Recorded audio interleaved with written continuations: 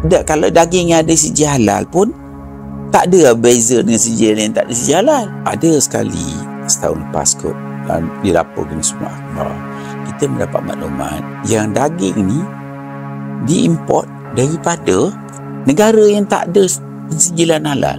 Dia bawa balik sini, dia pergi ke free trade zone dekat Pelabuhan Kelang. Sedikit ini buka balik daging ni, kumpul bungkus dengan yang ada siji halal. Cuba bayang aja. CJ tu kan susah nak buat, boleh niru je.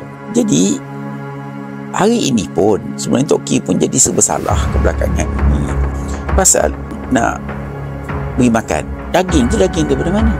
Kalau daging yang ada siji halal pun tak ada beza dengan siji yang tak ada siji halal. Contohnya pergi makan mana-mana restoran, ada tak siji halal?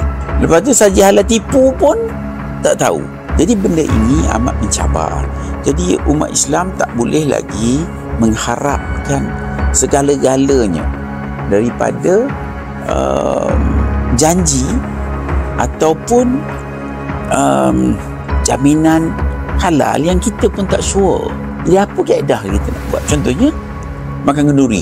Orang caterer tu dia pun beli daging tak tahu daripada mana.